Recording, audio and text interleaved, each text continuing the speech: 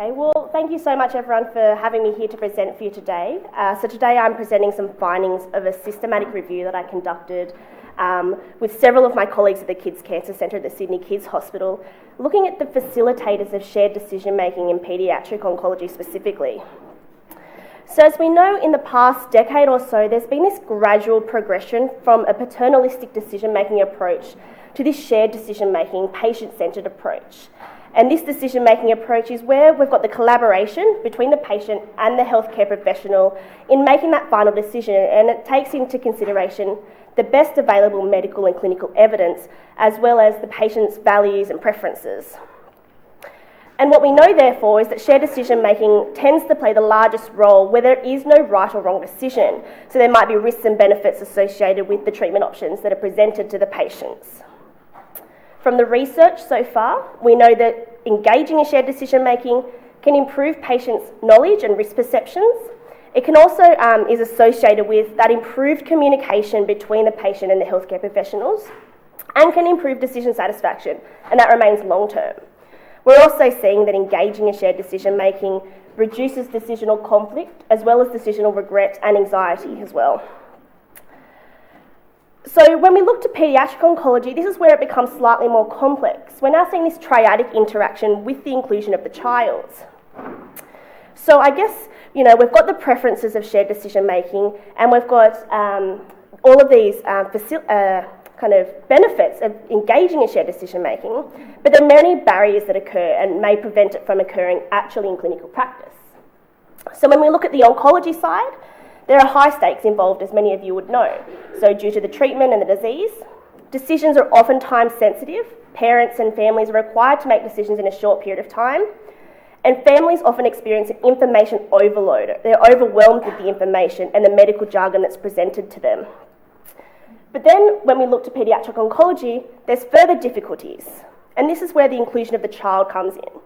So as researchers and practitioners, we're left asking ourselves, well, when do we include the child? How old should they be? What decisions should they be involved in? And how do we best incorporate their values, their preferences into the decision-making process?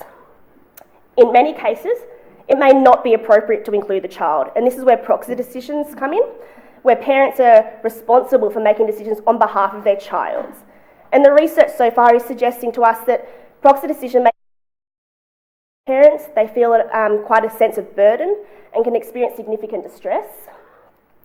And then balancing this triadic relationship, it's quite difficult. Balancing his preferences, values, capabilities and preferences is quite complex. So given this literature, we're really left to ask ourselves, well, how do we facilitate shared decision-making in paediatric oncology? So to date, there are no systematic guidelines or summary of strategies that can be used by healthcare professionals to implement it in practice. So this is where we set out to conduct our systematic review. And we aim to identify any strategies recommended in the literature to facilitate shared decision-making in paediatric oncology. And we define strategies, whether it be broad or specific, that was recommended to directly improve the decision-making process. We also looked to determine the consensus of any of these strategies among expert opinions, as well as to determine what evidence actually exists to support the efficacy of any of these strategies.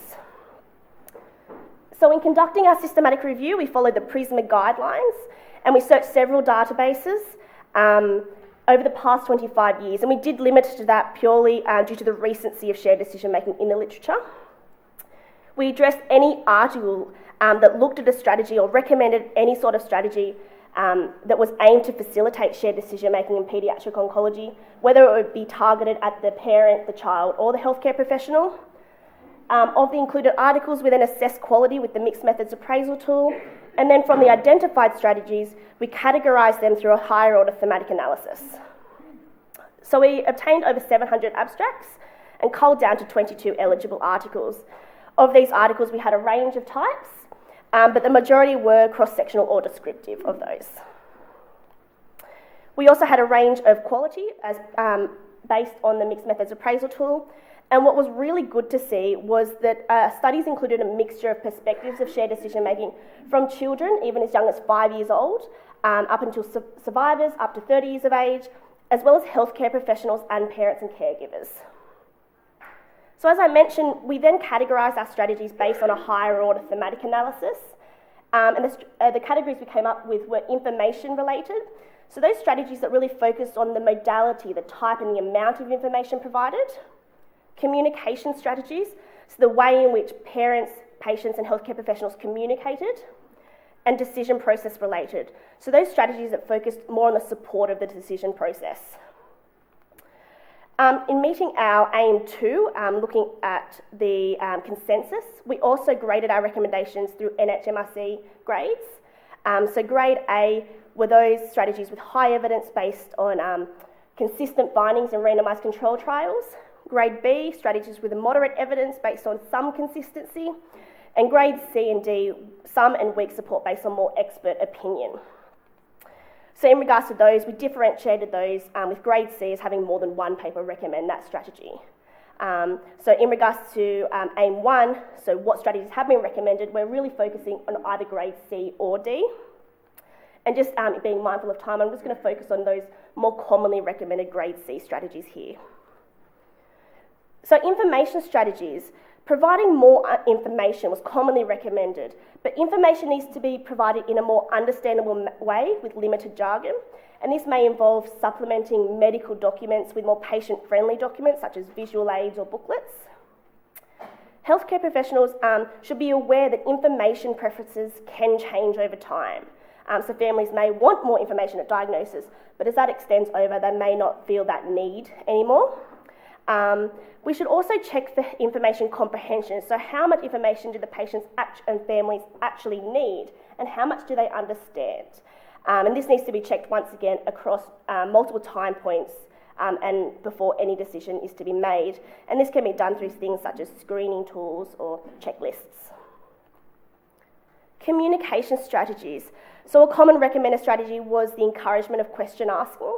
And while this seems quite straightforward, it really is important to provide patients and parents that open permission to be involved in the discussions and ask any questions that they may come across. Communication skills programs for healthcare professionals as well as families was recommended. And whilst the literature did provide the general recommendation for these programs, there wasn't really any direct evidence or suggestions as to what these programs should include. Empathic, open and honest healthcare professionals. And as we can understand, this is obviously the ideal, but what is really important to remember here is the importance that this has in facilitating that shared decision-making approach for families. Individualising the approach. This is really talking about communicating information in a way that suits the parents' and patients' preferences, and that may involve involving the child more or less depending on the decision and the family dynamics. Decision-making processes, and this is actually one of the most common recommended throughout all of our strategies, was that awareness that decision-making preferences may change over time.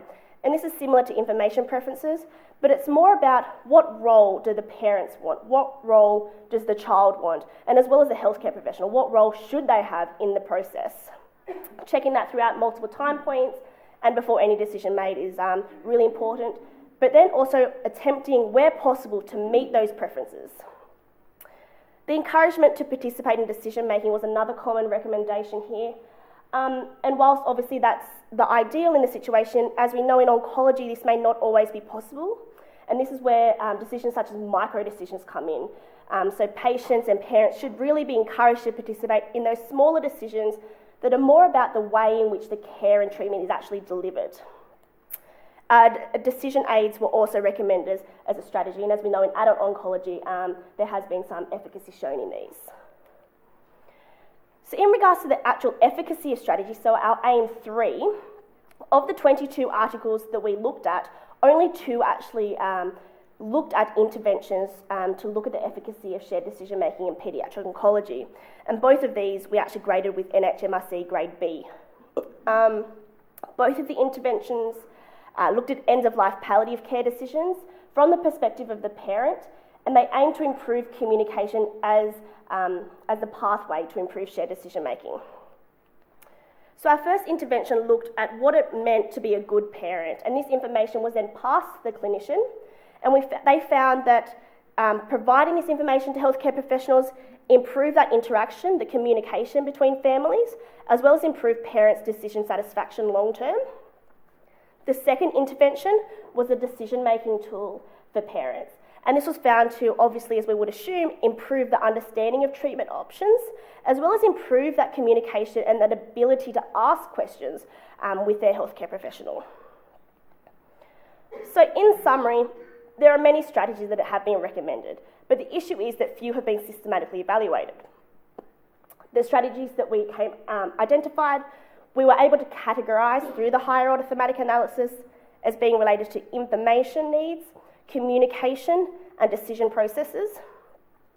And the majority of our recommendations were grade B or C, which really led and emphasises that need for more systematically high quality evidence in this field. And overall, there was no overwhelming consensus with this.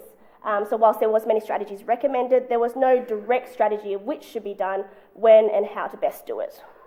And what we are finding is similar in adult oncology, as well as other chronic paediatric illnesses in regards to those themes that we've identified. So that is really good to see. So I guess what to next? So the implications specifically for paediatric oncology, we need to move beyond just reporting preferences and barriers and to look at how best we can facilitate shared decision making. And this is where the development of evidence-based interventions is definitely paramount. But obviously interventions, they take time, it takes money. So what can we do right now? Well, healthcare professionals, we need to trust in their relationship and their bond with the families, to trust them to use their individual judgment to incorporate the strategies that we have identified in our review to best suit the unique context of their family and their patients. So for us, and as part of my PhD, we are conducting further interviews with patients and parents to identify their own self-reported facilitators and barriers to shared decision-making, as well as to better understand their information preferences and needs. And from this, we're looking to develop an evaluator tool which we hypothesise will definitely improve the shared decision-making process in paediatric oncology. And I just wanted to thank the Behavioural Sciences Unit and my funding from the Cancer Institute and the Kids Cancer Centre, as well as the larger Delta study team. Thank you.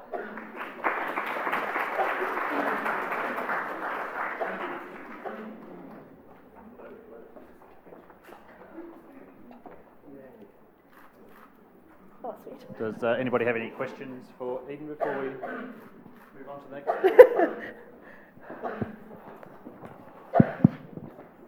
Any questions? Yes? I'm interested in whether you would work with organisations such as Canteen, who already deal with children, to find out what they're doing to feed into what you're trying to do. I suppose in regards to what we're doing, we're really focusing specifically on the decision-making process of families, and we know from the literature that children their involvement hasn't really been addressed research-wise. I mean, in regards to the tool that we're developing, it is coming from the research base, but in regards to collaborating further, it is something, we could definitely consider to help implement that further for that translational pathway, I suppose. Yep. Thank you. Great, thank you very much.